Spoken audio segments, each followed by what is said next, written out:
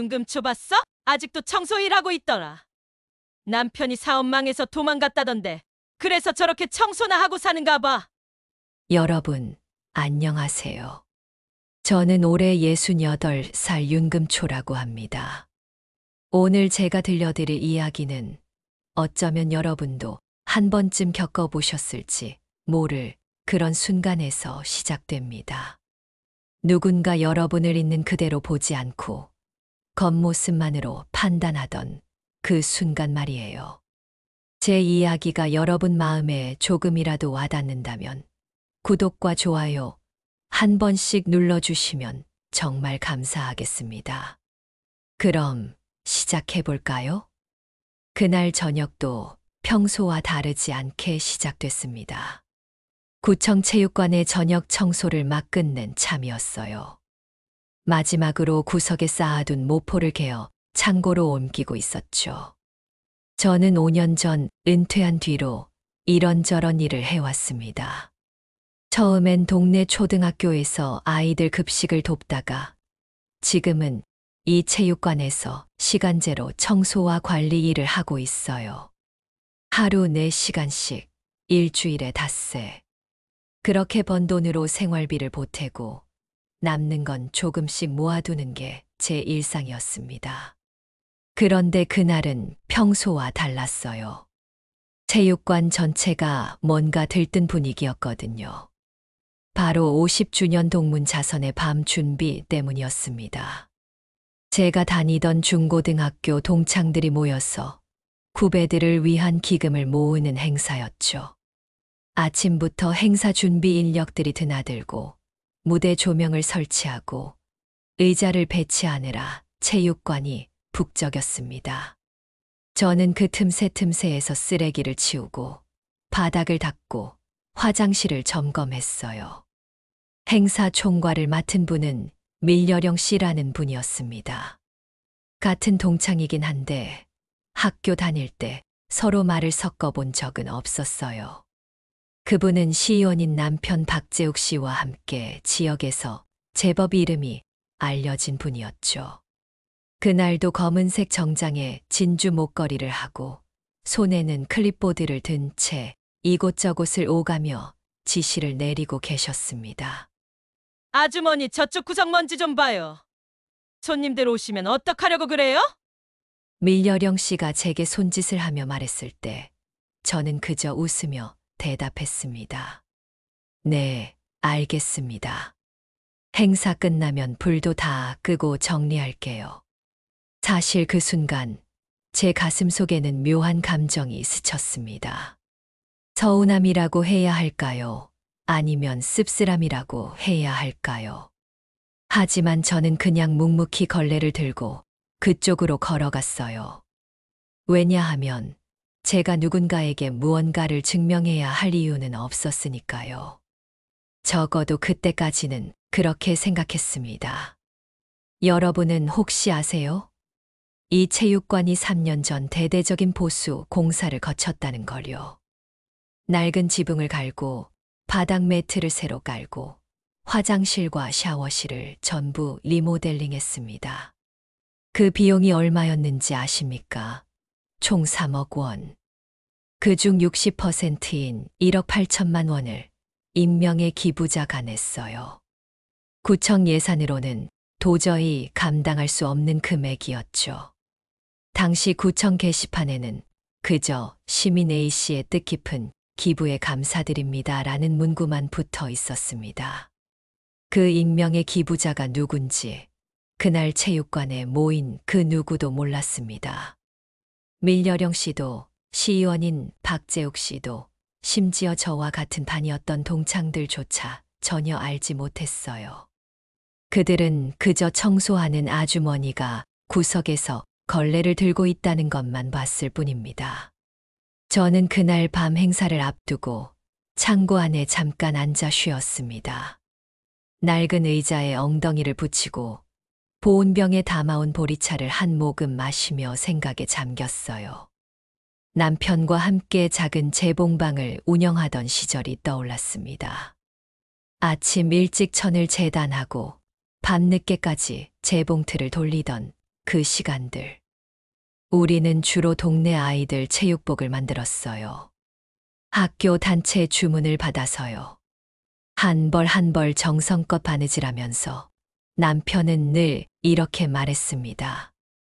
여보, 우리가 만든 옷 입고 아이들이 뛰어노는 거 보면 참 뿌듯하지 않소? 그렇게 수십 년을 모은 돈이었습니다. 호화로운 삶을 위해서가 아니라 그저 아이들이 안전하게 뛰어놀 공간을 지키고 싶었던 마음에서 비롯된 선택이었어요. 남편은 3년 전 세상을 떠났지만 그의 뜻은 제 안에 고스란히 남아 있었습니다. 창고 밖에서 웅성거리는 소리가 들렸습니다. 사람들이 하나둘 도착하기 시작한 모양이었어요. 저는 보온병을 챙겨 넣고 다시 걸레와 빗자루를 들었습니다. 행사가 시작되기 전 마지막으로 바닥을 한 번 더 닦아야 했거든요. 복도를 지나가는데 누군가 제 이름을 불렀습니다. 어머, 저 사람 윤금추 아니야? 고개를 돌리니 같은 반이었던 최미옥 씨가 서 있었습니다. 오랜만에 보는 얼굴이었지만 그 눈빛은 여전히 날카로웠어요. 옆에 손미선 씨도 함께 있었습니다. 두 사람은 제 차림을 위아래로 훑어보더니 작게 속삭였습니다. 목소리가 낮았지만 제 귀에는 또렷하게 들렸어요. 아직도 저런 일 하고 있네. 안쓰럽다, 정말. 그 말에는 동정이 아니라 뭔가 다른 감정이 섞여 있었습니다. 구경꾼의 호기심이랄까요? 아니면 우월감이랄까요? 저는 그냥 고개를 숙여 인사하고 지나쳤습니다. 맞서 싸울 이유도 설명할 이유도 없었으니까요. 하지만 그 순간 제 가슴 한구석이 조금 무거워진 건 사실입니다. 사람들은 왜 이렇게 쉽게 판단하는 걸까요? 겉모습만 보고 한 사람의 전부를 안다고 착각하는 걸까요? 저는 그저 이 공간을 깨끗하게 유지하는 사람일 뿐인데 누군가에겐 불쌍한 사람, 실패한 사람으로 보이는 모양이었습니다. 체육관 안으로 들어가자 이미 조명이 환하게 켜져 있었습니다. 무대 위에는 현수막이 걸려 있었고 테이블마다 꽃장식이 놓여 있었어요. 곧 시작될 행사를 위해 모든 게 준비되어 있었습니다. 저는 뒤편 구석에서 마지막 점검을 했습니다. 쓰레기통을 비우고 의자 간격을 다시 한번 맞추고 무대 옆 조명 스위치를 확인했어요. 그때 밀여령 씨가 다시 다가왔습니다. 이번엔 표정이 조금 더 굳어 있었어요. 아주머니, 행사 시작하면 앞쪽은 좀 비켜주세요. 사진 찍을 때 배경에 걸리적거리면 곤란하거든요. 그 말을 들은 순간 저는 가만히 그분의 얼굴을 바라봤습니다. 그분은 제 눈을 마주치지 않았어요. 그저 클립보드만 들여다보며 다음 할 일을 확인하고 있었죠. 저는 조용히 대답했습니다. 알겠습니다. 그리고 뒤로 물러났습니다. 하지만 제 머릿속에는 한 가지 생각이 맴돌았어요. 이 사람들은 내일 아침이면 알게 될 거야. 이 체육관의 진짜 주인이 누구인지. 왜냐하면 다음 날 오전 저는 한 가지 중요한 서류에 최종 서명을 할 예정이었거든요. 바로 이 체육관의 소유권을 공공신탁으로 완전히 전환하는 문서였습니다. 그 서명이 완료되면 이 건물은 영원히 시민들의 것으로 남게 되고 누구도 함부로 팔거나 허물 수 없게 되는 거였어요. 하지만 그 사실을 아는 사람은 거의 없었습니다. 구청 담당 공무원 한 명과 공증을 맡은 변호사, 그리고 저뿐이었죠. 밀여령 씨도 박재욱 시의원도 전혀 모르고 있었습니다. 아니, 그들은 오히려 정반대의 계획을 세우고 있었어요. 이 체육관 부지를 민간개발 업체에 넘겨서 주상복합 건물을 짓겠다는 계획이었습니다. 행사장이 점점 사람들로 채워지기 시작했습니다. 저는 뒤편 복도에 서서 그 모습을 조용히 지켜봤어요. 반짝이는 옷을 입은 동창들, 웃음소리, 샴페인 잔이 부딪히는 소리. 그 화려함 속에서 저는 문득 이런 생각이 들었습니다. 과연 내일 이 사람들은 어떤 표정을 지을까? 그리고 그 순간 저는 알았습니다. 이 이야기가 제 인생에서 가장 중요한 순간 중 하나가 될 거라는 거요. 행사가 시작되자 체육관 안은 순식간에 축제 분위기로 바뀌었습니다. 천장에 매달린 조명들이 일제히 켜지면서 무대 위를 환하게 비췄고 스피커에서는 경쾌한 음악이 흘러나왔어요. 50년 전 교복을 입고 찍은 흑백 사진들이 스크린에 하나씩 떠올랐습니다. 사람들은 자기 얼굴을 찾느라 여기저기서 손가락질을 하며 웃음을 터뜨렸죠. 저는 뒤편 구석 비상구 옆 그늘진 곳에 서 있었습니다. 손에는 여전히 걸레가 들려 있었고 허리춤에는 작은 수건이 꽂혀 있었어요. 누군가 음료수를 쏟거나 의자가 넘어지면 바로 달려가야 했으니까요. 그게 제 역할이었습니다. 적어도 그들의 눈에는 그렇게 보였을 겁니다. 무대 위로 박재욱 시의원이 올라갔습니다.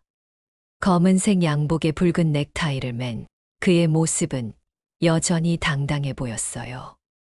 옆에는 아내인 밀여령 씨가 함께 섰습니다. 두 사람은 마이크 앞에서 환하게 웃으며 손을 흔들었고 객석에서는 박수가 쏟아졌습니다. 여러분, 반갑습니다. 우리가 이렇게 한자리에 모인 지 정말 오래됐죠? 재욱 씨의 목소리는 힘이 있었습니다. 마이크를 통해 울려 퍼지는 그 목소리를 듣는 순간 저는 문득 50년 전 교실이 떠올랐어요. 그때도 그는 반장이었습니다. 언제나 먼저 나서서 말하고 그 부들을 이끌던 학생이었죠. 저는 그저 뒷자리에 조용히 앉아 공부만 하던 평범한 학생이었고요. 오늘 우리가 모인 이유는 단 하나입니다. 우리 후배들을 위해서죠. 우리 학교에 새로운 과학실을 만들어주고 장학금도 마련하고 이 지역 아이들이 더 나은 환경에서 공부할 수 있도록 돕는 겁니다. 객석에서 다시 박수가 터져 나왔습니다. 누군가는 휘파람을 불었고 누군가는 좋아요 라고 외쳤어요. 분위기는 점점 고조되었습니다. 저는 그 모습을 보며 가슴 한편이 답답해지는 걸 느꼈습니다. 물론 후배들을 돕는 일은 좋은 일이에요. 하지만 제가 아는 한 그들의 계획 속에는 다른 그림이 숨어 있었습니다. 밀여령 씨가 마이크를 넘겨받았습니다. 그녀는 우아하게 머리를 쓸어넘기며 말했어요. 여러분, 오늘 이 자리가 가능했던 건 여러분의 성원 덕분입니다. 그리고 앞으로 저희가 만들 투명한 기부 시스템을 통해서 우리의 정성이 제대로 쓰일 수 있도록 하겠습니다. 투명한 기부 시스템. 그 말을 듣는 순간 저는 속으로 쓴웃음을 지었습니다. 그들이 말하는 투명함은 사실 그들이 관리하는 재단을 통해서만 돈이 흐르게 만드는 구조였으니까요. 그렇게 되면 어떤 돈이 어디로 가는지, 누가 혜택을 받는지 모든 게 그들의 손 안에 있게 되는 거였습니다. 행사가 진행되는 동안 저는 사람들의 얼굴을 하나하나 살펴봤습니다. 오랜만에 보는 얼굴들이었어요. 어떤 이는 살이 많이 쪘고 어떤 이는 머리가 하얗게 새었습니다. 누구는 지팡이를 짚고 있었고 누구는 보청기를 끼고 있었어요. 우리 모두 늙었구나 하는 생각이 들었습니다. 똑같이 세월 앞에서 작아진 사람들인데 왜 이렇게 서로를 다르게 대하는 걸까요? 그때 제 시선이 한 무리의 사람들과 마주쳤습니다. 최미옥 씨와 손미선 씨, 그리고 몇몇 동창들이었어요. 그들은 테이블에 둘러앉아 와인을 마시며 웃고 있었습니다. 그러다 문득 최미옥 씨의 시선이 제게로 향했어요. 그녀는 눈을 가늘게 뜨더니 옆 사람에게 뭔가 속삭였습니다. 그 순간 테이블 전체의 시선이 저를 향했어요. 제 얼굴이 뜨거워졌습니다. 부끄러움 때문이 아니라 분노 때문이었어요. 하지만 저는 그 자리에서 움직이지 않았습니다. 그저 고개를 살짝 숙여 인사를 건넸죠. 그들은 어색하게 고개를 끄덕이고는 다시 자기들끼리 수군거렸습니다. 휴식 시간이 되자 최미옥 씨가 자리에서 일어나 이곳저곳을 돌아다니기 시작했습니다. 그녀는 사람들 사이를 지나가며 제 이야기를 퍼뜨리고 있었어요. 저는 복도 끝에서 화장실 청소를 하고 있었지만 그녀의 목소리는 또렷하게 들렸습니다. 윤금초 봤어? 아직도 청소 일하고 있더라. 남편이 사업 망해서 도망갔다던데. 그래서 저렇게 사는가 봐. 그 말은 완전한 거짓이었습니다. 제 남편은 도망간 적도 사업을 망친 적도 없어요. 공장이 문을 닫은 후 우리는 함께 작은 재봉방을 차렸고 마지막 순간까지 함께 일했습니다. 그는 병으로 세상을 떠났지 절대 저를 버리지 않았어요. 하지만 사람들은 진실보다 자극적인 이야기를 더 좋아하죠. 소문은 빠르게 퍼졌습니다. 누군가는 어머 그랬구나라고 했고 누군가는 안 됐네라고 했어요. 동정과 호기심이 뒤섞인 그 시선들을 느끼며 저는 화장실 거울 앞에 잠시 멈춰 섰습니다. 거울 속에 제 얼굴은 주름이 깊게 패여 있었고 손은 거칠었습니다. 하지만 그 눈빛만은 여전히 살아 있었어요. 괜찮아. 내일이면 모든 게 명확해질 거야. 저는 스스로에게 그렇게 말하며 다시 걸레를 들었습니다. 행사장으로 돌아가자 박재욱 씨가 다시 무대에 올라 있었습니다. 이번에는 대형 스크린에 프레젠테이션 자료가 떠올랐어요. 미래를 위한 도시 재개발 계획이라는 제목이었습니다.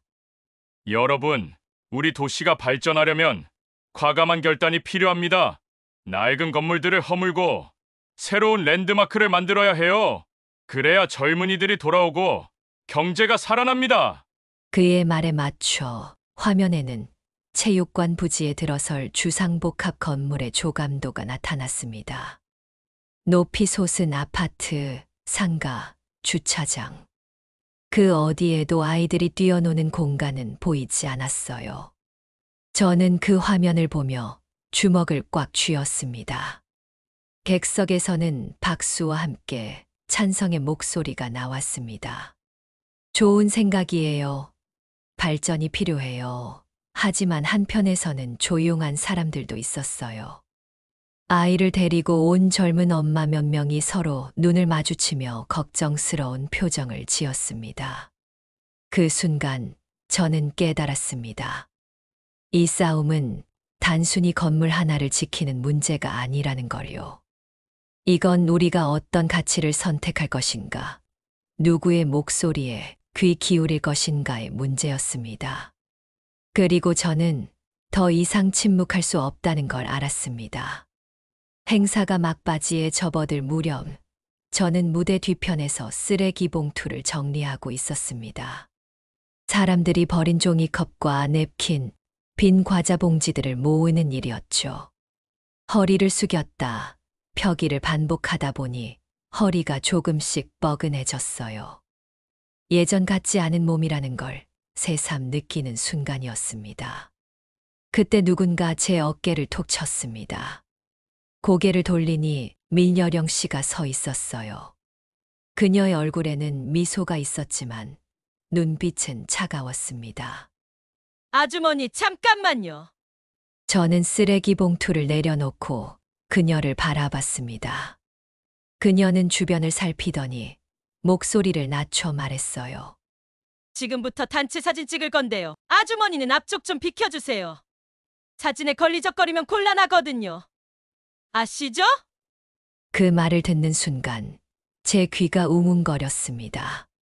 걸리적거린다. 그 단어가 제 머릿속에서 맴돌았어요. 저는 이 공간을 청소하는 사람입니다. 하지만 동시에 이곳이 존재할 수 있도록 가장 큰 돈을 낸 사람이기도 하죠. 그런데 지금 저는 사진 프레임에 들어가면 안 되는 걸리적거리는 존재로 취급받고 있었습니다. 저는 잠시 말없이 그녀를 바라봤습니다. 그녀는 제 시선을 피하며 손목시계를 확인했어요. 그 순간 박재욱 씨가 옆으로 다가왔습니다. 그는 부드럽게 웃으며 말했습니다. 행사 품격이 있으니까 협조 좀 부탁드립니다. 이해하시죠? 품격. 그 단어가 제 가슴을 찔렀습니다. 청소하는 사람은 품격에 어울리지 않는다는 뜻이었을까요? 아니면 가난해 보이는 차림새가 사진을 망친다는 뜻이었을까요? 저는 천천히 고개를 끄덕였습니다. 네, 알겠습니다. 그리고 조용히 뒤로 물러났습니다. 비상구 쪽 어두운 구석으로요. 그곳에서 저는 그들이 활짝 웃으며 사진을 찍는 모습을 지켜봤어요. 플래시가 터질 때마다 제 그림자는 더 깊어졌습니다. 사진 촬영이 끝나고 사람들은 다시 자리로 돌아갔습니다. 저는 그 틈을 타서 화장실로 향했어요. 거울 앞에 서서 물로 얼굴을 씻었습니다. 차가운 물이 뺨을 타고 흘러내릴 때 저는 문득 남편의 목소리가 떠올랐어요. 여보, 우리가 번 돈을 아이들한테 쓰면 그게 진짜 우리 것으로 남는 거요.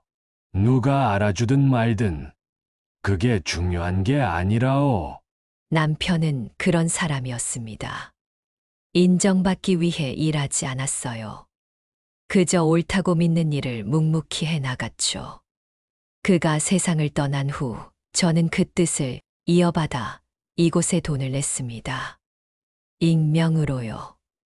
왜냐하면 제 이름이 중요한 게 아니라 이 공간이 계속 남는 게 중요했으니까요. 화장실에서 나와 복도를 걷는데 밀여령 씨와 박재욱 씨가 구석에서 조용히 대화하는 모습이 보였습니다. 저는 일부러 소리를 내지 않고 걸었어요. 그들의 대화가 제 귀에 들어왔습니다. 내일 오전 회의에서 최종 승인만 나면 이 부지는 우리 쪽으로 넘어와. 개발업자는 이미 대기하고 있고. 재욱 씨의 목소리였습니다. 밀여령 씨가 대답했어요. 근데 공공신탁 전환 서류는 어떻게 해? 누군가 서명해야 한다며? 그건 형식적인 거야. 어차피 구청장이 우리 편이니까 서류는 무산시킬 수 있어. 중요한 건 내일 회의에서 개발안을 통과시키는 거지. 저는 그 자리에 얼어붙었습니다. 공공신탁 전환 서류를 무산시킨다고요? 그건 제가 3년간 준비해온 일이었어요. 변호사와 상담하고 공증을 받고 모든 법적 절차를 밟아온 일이었습니다. 그리고 바로 내일 오전 구청에서 최종 서명을 하기로 되어 있었죠. 하지만 그들은 몰랐습니다. 그 서류에 서명할 사람이 구청장이 아니라 바로 저라는 걸요. 왜냐하면 이 건물의 실질적 소유권 일부는 제가 낸 기부금으로 인해 제게 있었고 공공신탁 전환의 최종 동의권자는 바로 저였으니까요. 구청 담당 공무원 단 한 명만이 이 사실을 알고 있었습니다. 저는 천천히 그 자리를 떠났습니다. 가슴이 두근거렸어요. 분노 때문이었을까요? 아니면 기대감 때문이었을까요? 아마 둘 다였을 겁니다. 내일 오전 저는 그들 앞에 나타나 서명을 할 것입니다. 그리고 그 순간 모든 진실이 드러날 것이었어요. 행사장으로 돌아가자 이미 폐회 인사가 시작되고 있었습니다. 박재욱 씨가 마지막으로 마이크를 잡았어요. 오늘 이 자리에 와주신 모든 분께 감사드립니다. 우리가 함께 만들어갈 미래 기대해주세요. 사람들은 박수를 쳤고 곧 하나둘씩 자리를 떠나기 시작했습니다. 저는 다시 걸레와 빗자루를 들었어요. 이제 진짜 청소를 시작할 시간이었습니다. 의자를 정리하고 바닥을 닦고 쓰레기를 치우는 일. 그게 제 일이었으니까요.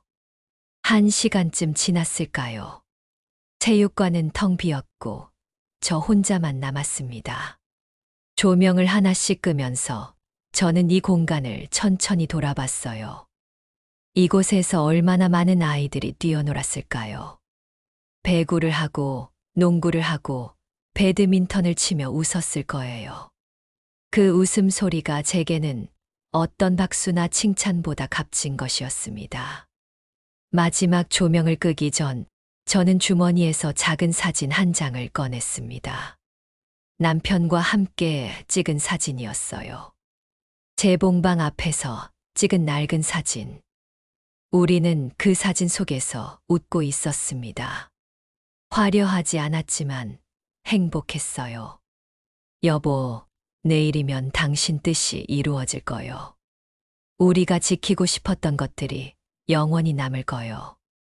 저는 사진을 다시 주머니에 넣고 마지막 조명을 껐습니다. 어둠 속에서 비상구의 붉은 불빛만이 희미하게 빛났어요. 저는 체육관 문을 잠그고 밤 공기를 마시며 집으로 향했습니다. 내일은 중요한 날이었습니다. 하지만 저는 두렵지 않았어요. 오히려 마음이 편안했습니다. 왜냐하면 제가 할 일은 명확했고 그것이 옳다는 걸 알았으니까요.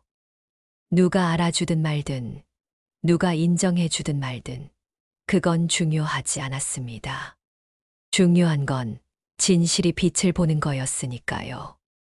다음 날 아침 저는 평소보다 일찍 일어났습니다.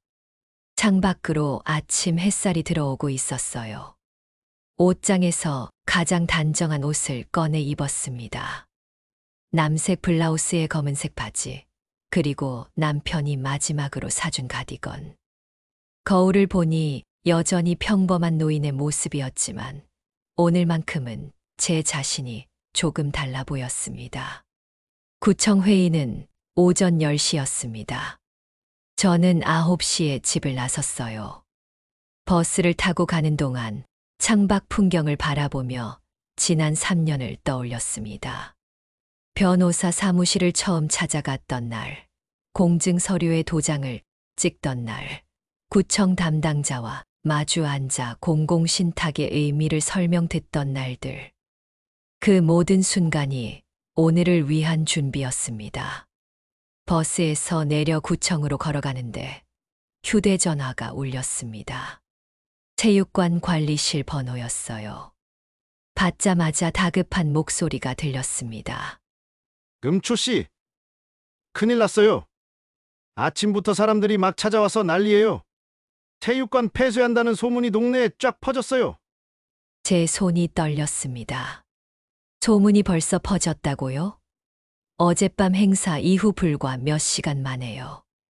저는 깊게 숨을 들이쉬고 대답했습니다. 괜찮아요. 오늘 회의 끝나면 모든 게 명확해질 거예요. 전화를 끊고 다시 걷기 시작했지만 불안한 마음은 가라앉지 않았습니다. 소문이라는 게 얼마나 무섭게 퍼지는지 저는 잘 알고 있었어요. 특히 우리 같은 나이 사람들 사이에서는 더욱 빠르게 번지죠. 구청 로비에 도착했을 때 예상하지 못한 광경이 펼쳐졌습니다. 밀여령 씨와 채미옥 씨, 그리고 어제 행사에 왔던 동창 몇 명이 로비 한쪽에 모여 있었어요. 그들은 지역 주민들에게 뭔가를 나눠주고 있었습니다. 가까이 가보니 홍보 전단지였어요. 미래를 위한 도시 개발, 함께 만들어 갑시다. 전단지에는 화려한 주상복합 건물 조감도가 크게 인쇄되어 있었고, 하단에는 낡은 체육관 대신 현대식 복합문화센터를 이라는 문구가 적혀 있었습니다. 제 가슴이 철렁 내려앉았어요. 채미옥 씨가 한 노인에게 전단지를 건네며 말했습니다. 어르신, 체육관 그거 너무 낡았잖아요. 이참에 새 건물 짓는 게 훨씬 나아요. 일자리도 생기고 집값도 오르고. 그 노인은 고개를 끄덕이며 전단지를 받아들었어요. 저는 그 모습을 보며 주먹을 꽉 쥐었습니다. 그들은 진실을 왜곡하고 있었어요. 체육관은 3년 전 완전히 새로 단장했고, 지금도 매일 수십 명의 아이들이 이용하고 있습니다. 하지만 사람들은 그 사실을 모르고 있었죠. 밀여령 씨가 저를 발견했습니다. 그녀는 잠시 멈칫하더니 이내 밝은 미소를 지으며 다가왔어요. 어머, 아주머니. 여기는 왜 오셨어요? 청소는 오후부터 해도 되는데. 그 말투에는 은근한 무시가 섞여 있었습니다. 저는 차분하게 대답했어요. 회의 참석하러 왔습니다. 회의요? 무슨 회의에? 밀여령 씨의 표정이 미묘하게 변했습니다. 의아함과 경계심이 섞인 표정이었어요. 저는 더 이상 대꾸하지 않고 엘리베이터를 향해 걸어갔습니다. 뒤에서 최미옥 씨의 속삭이는 소리가 들렸어요. 뭐야? 저 사람 왜 저래? 회의는 무슨... 엘리베이터 문이 닫히고 저는 3층 회의실로 올라갔습니다. 복도를 걷는 동안 제 심장이 빠르게 뛰었어요. 긴장 때문이었을까요? 아니면 분노 때문이었을까요? 둘 다였을 겁니다. 회의실 앞에 도착했을 때 구청 담당 공무원 김 과장이 나와 있었습니다. 그는 저를 보자마자 안도의 표정을 지었어요. 금초 씨, 오셨군요. 안에 이미 여러 사람들이 와 있습니다. 박 시의원과 그쪽 사람들도 와 있고요. 알고 있어요. 저는 회의실 문 앞에 섰습니다. 손잡이를 잡으려는데 문득 다리에 힘이 빠지는 것 같았어요.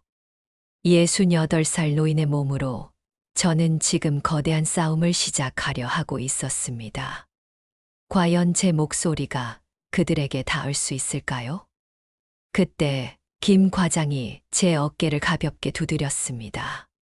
금초 씨, 진실은 언제나 이기게 되어 있습니다. 용기 내세요. 그 말이 힘이 되었습니다. 저는 깊게 숨을 들이쉬고 문을 열었어요. 회의실 안에는 10명 정도가 앉아 있었습니다. 구청장을 비롯한 공무원들, 그리고 박재욱 시의원과 그의 측근들. 모두 저를 바라봤어요. 놀라움, 의아함, 그리고 약간의 무시가 섞인 시선들이었습니다. 박재욱 씨가 입을 열었습니다. 금초 씨, 여기는 공식 회의인데 무슨 일로 오셨습니까? 저는 가방에서 서류 봉투를 꺼냈습니다. 그리고 테이블 위에 조용히 내려놓았어요. 그 안에는 공증된 기부증서, 공공신탁 전환동의서, 그리고 최종 서명을 기다리는 문서들이 들어 있었습니다. 체육관 공공신탁 전환건으로 왔습니다. 최종 서명권자로서요. 회의실이 순간 조용해졌습니다. 구청장이 서류를 집어들고 확인하기 시작했어요. 그의 표정이 점점 굳어졌습니다. 박재욱 씨도 자리에서 일어나 서류를 들여다봤죠. 이게 무슨... 금초 씨, 당신이 익명 기부자였단 말입니까? 저는 고개를 끄덕였습니다. 그 순간 회의실 공기가 완전히 바뀌었어요. 누군가는 헛기침을 했고 누군가는 서류를 뒤적이기 시작했습니다. 밀여령 씨가 급히 회의실 문을 열고 들어왔어요. 그녀는 상황을 파악하자마자 얼굴이 하얗게 질렸습니다. 저는 천천히 입을 열었습니다. 저는 3년 전 이 체육관 보수 공사에 1억 8천만 원을 기부했습니다. 그리고 오늘 이 건물이 영원히 공공의 것으로 남도록 하는 서류에 서명하러 왔습니다. 제 목소리는 떨리지 않았습니다. 평생 처음으로 저는 제 자신이 당당하다고 느꼈습니다. 회의실 안의 공기가 얼어붙었습니다. 박재욱 씨는 서류를 내려놓고 저를 빤히 쳐다봤어요. 그의 눈빛에는 당혹감과 분노가 뒤섞여 있었습니다. 밀여령 씨는 문 옆에 선 채로 손으로 입을 가렸죠. 구청장은 안경을 벗었다 쓰기를 반복하며 서류를 계속 들여다봤습니다. 금초 씨, 이게 정말 확실합니까? 구청장의 목소리가 떨렸어요. 저는 고개를 끄덕이며 가방에서 추가 서류들을 꺼냈습니다. 은행 입금 증명서, 공증 확인서, 변호사 사무실의 법적 검토 의견서. 모든 것이 완벽하게 준비되어 있었습니다. 박재욱 씨가 자리에서 일어났습니다. 그는 한 걸음 다가오더니 낮은 목소리로 말했어요. 금초 씨, 이건 좀 성급한 결정 아닙니까? 도시 발전을 위해서는 때로 개인의 감정을 내려놓아야 합니다. 개인의 감정이라고요? 저는 그 말을 듣는 순간 오히려 마음이 차분해졌습니다. 그는 여전히 이해하지 못하고 있었어요. 이건 감정의 문제가 아니라 가치의 문제라는 거요. 시의원님, 도시 발전이란 게 뭡니까? 높은 건물을 짓는 게 발전입니까? 아니면 아이들이 안전하게 뛰어놀 공간을 지키는 게 발전입니까? 제 목소리는 조용했지만 또렷했습니다. 회의실 안의 모든 사람이 저를 바라봤어요. 저는 계속 말을 이었습니다. 저는 30년간 재봉틀을 돌렸습니다. 아이들 체육복을 만들면서요. 그 아이들이 제가 만든 옷을 입고 여기서 뛰어노는 걸 보는 게 제 기쁨이었어요. 그래서 이 공간을 지키고 싶었습니다. 밀여령 씨가 끼어들었습니다. 그녀의 목소리는 날카로웠어요. 하지만 금초 씨 혼자 결정할 문제는 아니잖아요? 지역 주민들의 의견도 들어야죠. 주민들의 의견이요? 저는 가방에서 또 다른 서류를 꺼냈습니다. 지난 한 달간 제가 모은 서명지였어요. 체육관을 이용하는 학부모들, 아이들을 가르치는 선생님들, 지역 주민들의 서명이 빼곡히 적혀 있었습니다. 총 328명의 서명이었죠. 여기 있습니다. 체육관 유지를 원하는 주민들의 목소리입니다. 서류가 테이블 위로 펼쳐지자 회의실은 다시 조용해졌습니다. 구청 담당 공무원들이 서명지를 넘기며 확인했어요. 박재욱 씨의 얼굴이 점점 붉어졌습니다. 그때 회의실 밖에서 소란스러운 소리가 들려왔습니다. 누군가 복도를 뛰어오는 발소리, 그리고 여러 사람의 목소리. 회의실 문이 열리고 젊은 여성 한 명이 들어왔어요. 지역 청년 기자 한별 씨였습니다. 죄송합니다. 긴급 취재건으로 왔습니다. 한별 씨 뒤로 몇 명의 주민들이 함께 들어왔습니다. 체육관에서 아이들을 가르치는 체육 선생님, 학부모 대표, 그리고 동네 이장님까지. 구청장이 당황하며 말했어요. 지금은 공식 회의 중인데 알고 있습니다. 하지만 이 회의가 주민들의 삶에 직접적인 영향을 미치는 만큼 취재할 권리가 있습니다. 한별 씨는 노트북을 펼치며 박재욱 씨를 바라봤습니다. 시의원님, 체육관 개발 사업의 후원자 명단을 공개해 주시겠습니까?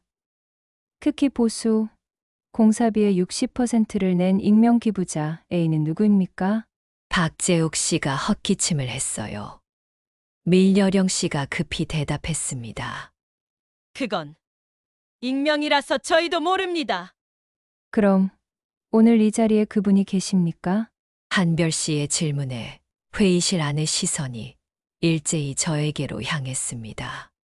저는 천천히 자리에서 일어났어요. 다리가 약간 후들거렸지만 마음만큼은 흔들리지 않았습니다. 제가 A입니다. 그 순간 회의실 밖에서 지켜보던 주민들 사이에서 웅성거림이 터져 나왔습니다. 한별 씨가 노트북 화면을 돌려 프로젝터에 연결했어요. 곧 스크린에 문서가 떠올랐습니다. 기부자 윤금초 금액 1억 8천만 원. 공증일자 2022년 3월 15일. 명확한 증거였습니다. 박재욱 씨는 할 말을 잃었고 밀여령 씨는 고개를 돌렸어요. 체육 선생님이 앞으로 나서며 말했습니다.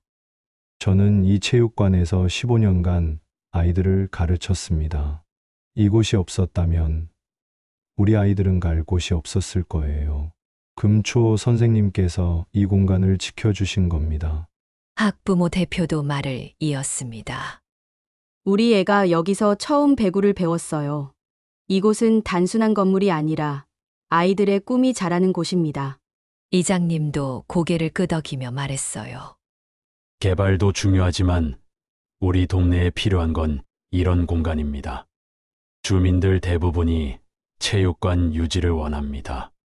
한별 씨가 다시 질문했습니다. 시의원님, 그렇다면 주민 의견을 무시하고 개발을 강행하려는 이유가 무엇입니까? 박재욱 씨는 입술을 깨물었습니다. 그는 서류를 정리하며 애써 침착한 척했어요. 개인의 기부가 도시 계획을 좌우할 수는 없습니다. 이건 더 큰 그림의 문제입니다. 저는 그의 눈을 똑바로 바라보며 말했습니다. 시의원님, 더 큰 그림이란 게 누구를 위한 그림입니까? 개발업자를 위한 겁니까? 아니면 이 동네 아이들을 위한 겁니까? 침묵이 흘렀습니다. 무거운, 긴 침묵이었어요. 구청장이 안경을 벗고 이마를 짚었습니다. 오늘 회의는 여기서 잠시 중단하겠습니다. 추가 검토가 필요할 것 같습니다. 회의실을 나서는데 복도에는 이미 많은 사람들이 모여 있었습니다. 소문을 듣고 달려온 주민들이었어요.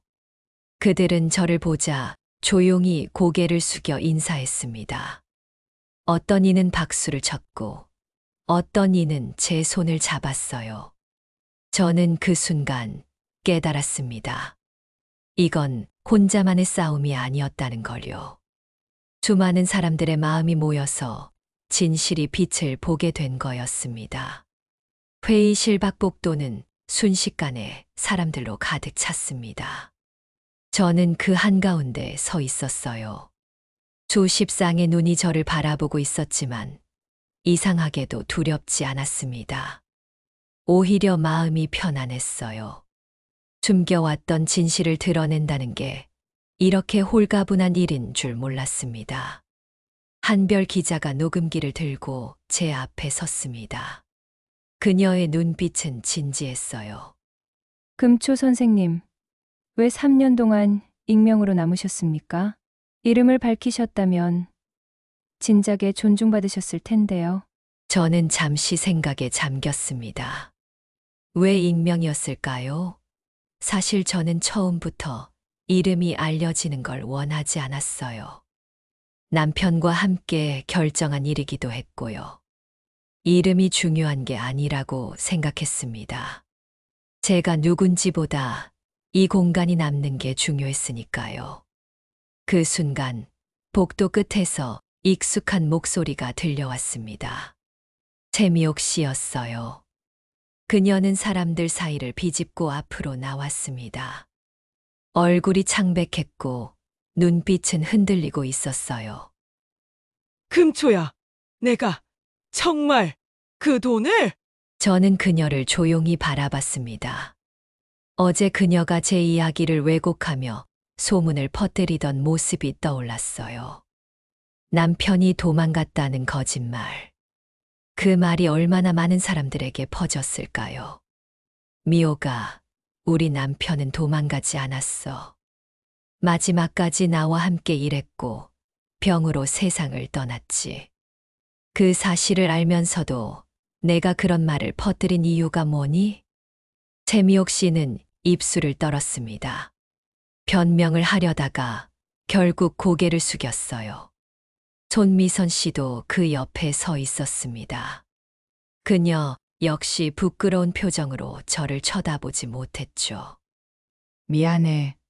금초야, 나는 그냥 그냥 뭐, 재미로, 아니면 나를 무시해도 된다고 생각해서 제 목소리가 약간 떨렸습니다.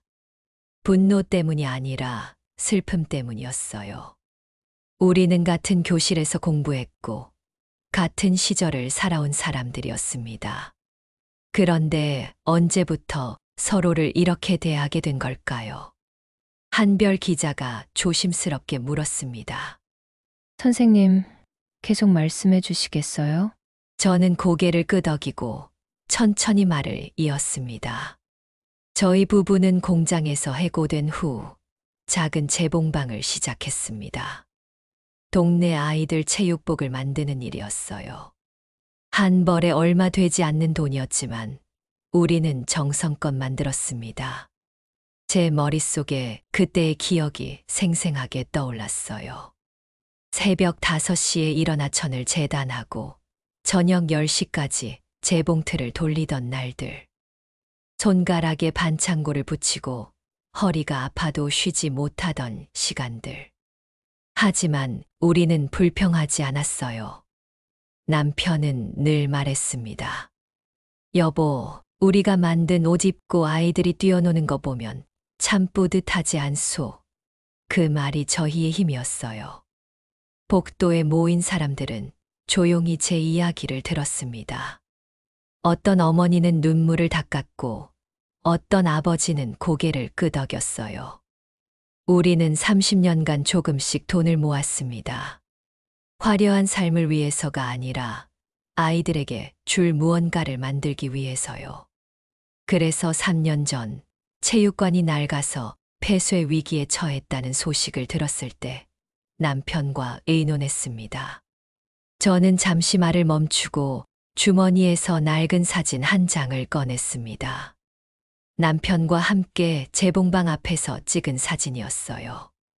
그 사진을 보여주자 사람들은 조용히 고개를 숙였습니다. 남편은 이름은 중요하지 않소. 아이들이 뛰어노는 공간이 남는 게 중요하지라고 했어요. 그래서 익명으로 기부했습니다. 우리는 영웅이 되고 싶었던 게 아니라 그저 옳은 일을 하고 싶었을 뿐입니다.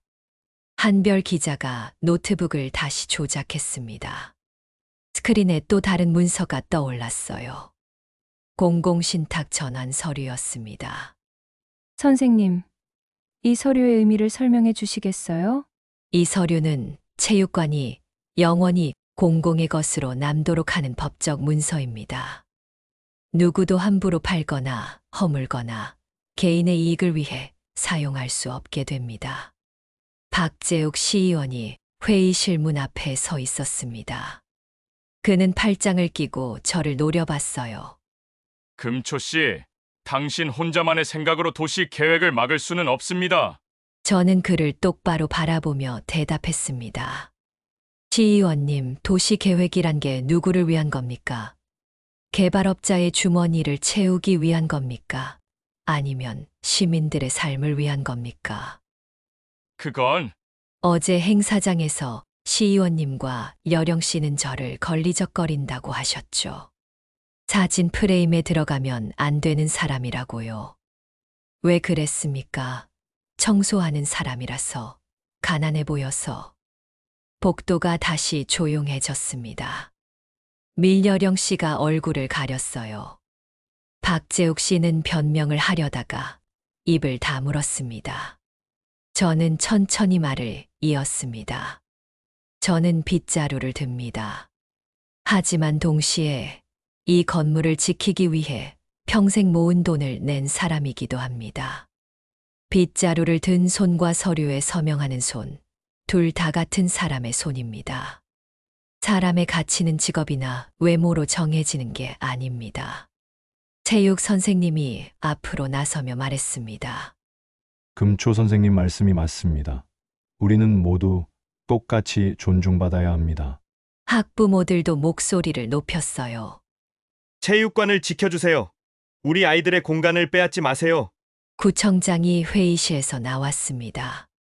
그는 손을 들어 사람들을 진정시키고 저를 바라봤어요.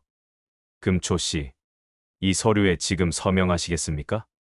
저는 고개를 끄덕였습니다. 구청장은 펜을 건넸고 저는 떨리는 손으로 서류를 펼쳤습니다. 수많은 사람들이 지켜보는 가운데 저는 제 이름을 또박또박 적었습니다. 윤금초. 그 순간 복도에서 박수가 터져 나왔습니다. 작은 박수 소리가 점점 커지더니 곧 우레와 같은 박수로 변했어요. 저는 눈물이 핑 돌았습니다. 평생 이런 박수를 받아본 적이 없었거든요. 한별 기자가 제 손을 잡았습니다. 선생님, 정말 감사합니다. 선생님 덕분에 많은 것이 바뀔 겁니다. 저는 고개를 저었어요. 아니에요. 저는 그저 해야 할 일을 했을 뿐입니다. 서명을 마친 후 저는 복도 창가에 잠시 기댔습니다. 다리가 후들거렸어요. 긴장이 풀리면서 온몸에 힘이 빠져나가는 것 같았습니다. 창밖으로 보이는 체육관이 햇빛을 받아 반짝였어요. 저 안에서 지금도 아이들이 뛰어놀고 있을 거라는 생각에 가슴이 뭉클해졌습니다. 한별 기자가 물 한 컵을 건넸습니다. 선생님, 괜찮으세요? 고맙습니다. 괜찮아요. 그냥 좀 실감이 안 나네요. 물을 마시는데 구청장이 다가왔습니다. 그는 진지한 표정으로 제 손을 잡았어요. 금초 씨, 오늘 용기 내주셔서 감사합니다. 솔직히 말씀드리면 저도 개발안에 대해 회의적이었습니다. 하지만 압력이 있었죠.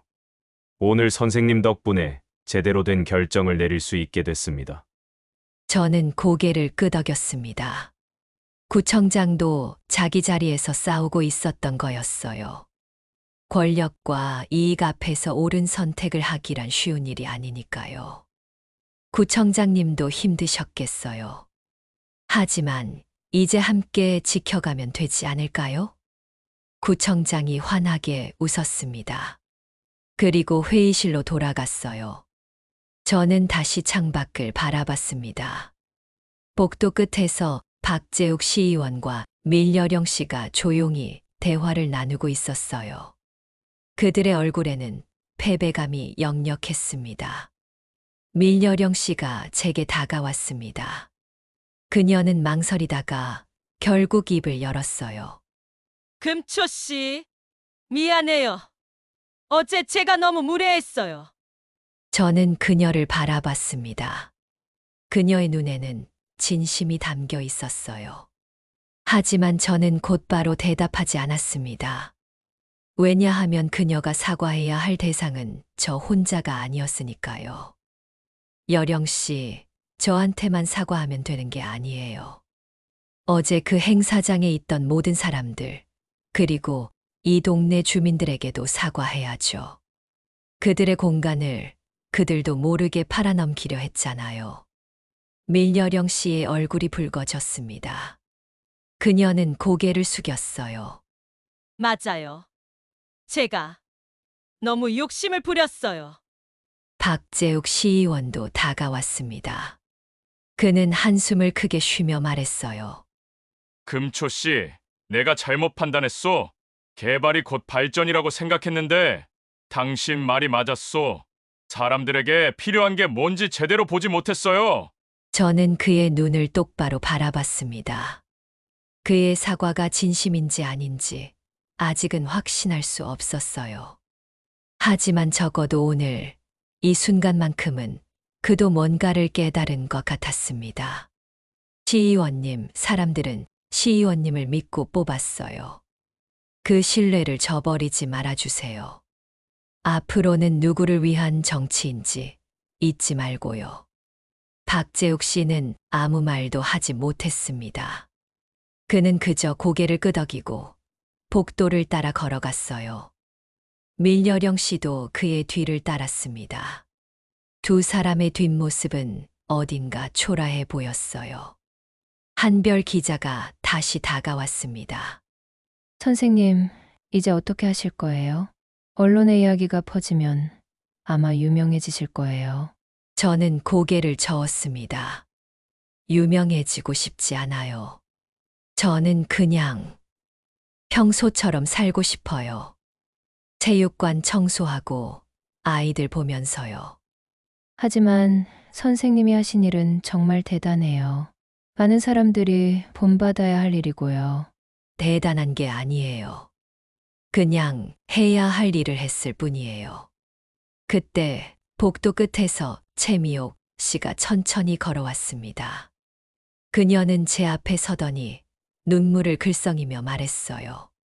금초야, 정말 미안해. 내가 너무 경솔했어. 내가 얼마나 힘들게 살았는지 생각도 안 하고 함부로 말했어. 저는 그녀의 손을 잡았습니다. 그녀의 손은 차갑고 떨리고 있었어요. 미호가, 우리 나이에 이제 뭐가 중요하겠니? 서로 존중하고 서로 이해하는 게 중요하지. 나도 내가 왜 그랬는지 이해해. 우리 모두 불안한 거야. 늙어가면서 자기 자리를 잃어가는 것 같아서. 최미옥 씨가 눈물을 닦았습니다. 손미선 씨도 옆으로 다가왔어요. 금초야, 우리도 미안해. 앞으로는 달라질게. 저는 두 사람을 안아주었습니다. 우리는 모두 예순을 넘긴 인생의 후반전을 살아가는 사람들이었어요. 서로에게 상처를 주며 살기엔 남은 시간이 너무 짧았습니다. 오후가 되자 구청 로비에 임시 기자회견장이 마련됐습니다. 한별 기자 외에도 여러 언론사가 몰려왔어요. 구청장과 시의원들, 그리고 저도 테이블에 앉았습니다. 플래시가 터지고 질문들이 쏟아졌어요. 금초 선생님, 왜 임명으로 기부하셨습니까? 앞으로의 계획은 무엇입니까? 개발업자들의 압력은 없었습니까? 저는 천천히 마이크 앞으로 다가갔습니다. 수십 개의 카메라가 저를 향했어요. 평생 이런 자리에 서본 적이 없었기에 손이 떨렸습니다.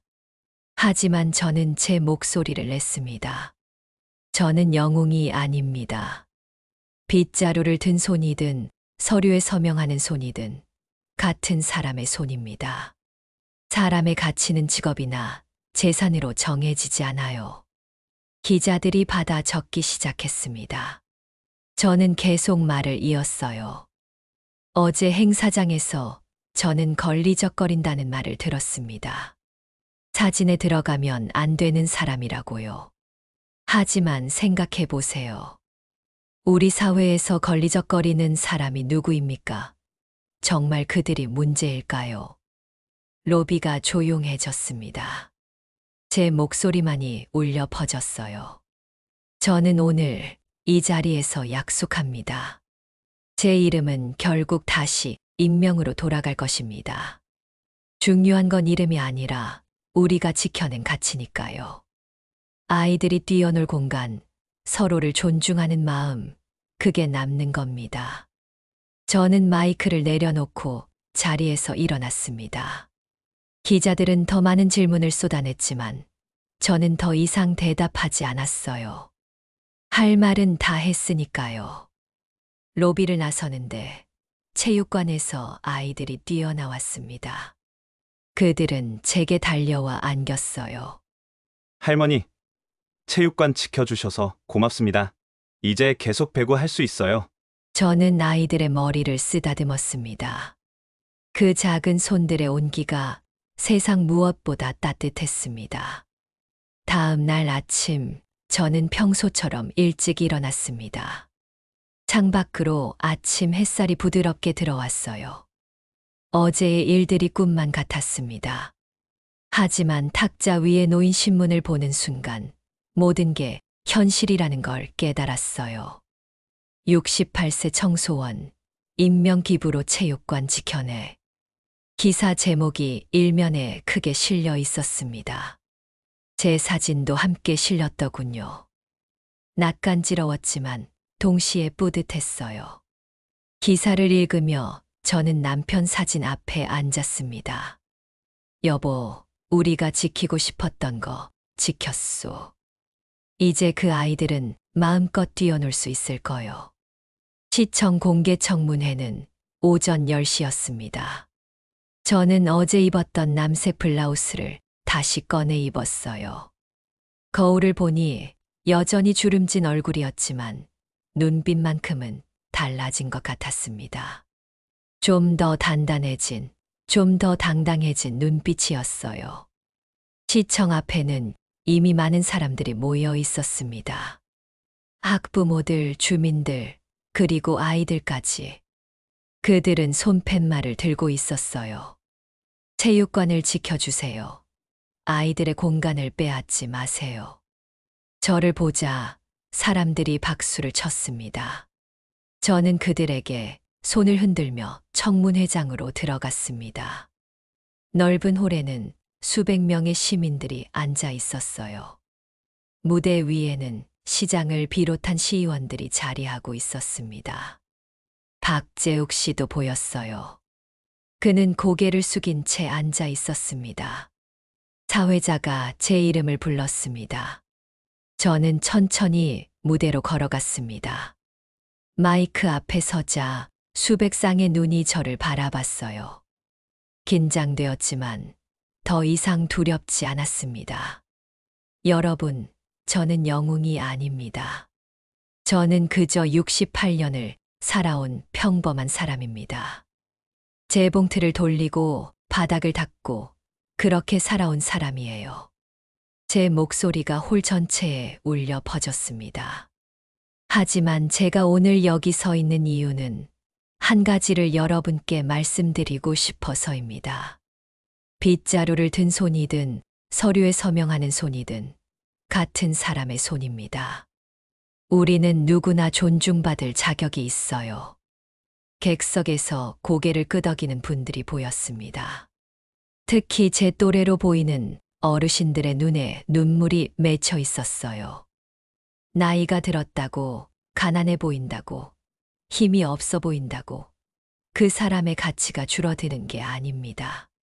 오히려 우리가 살아온 세월이, 우리가 겪어온 경험이 모두 의미 있는 것들입니다. 저는 잠시 숨을 고르고 천천히 말을 이었습니다. 저는 이번 일을 겪으면서 많은 걸 배웠습니다. 침묵하면 우리의 목소리는 영원히 들리지 않는다는 걸요. 하지만 용기를 내면 세상은 변할 수 있다는 것도 배웠습니다. 시장이 고개를 끄덕였습니다.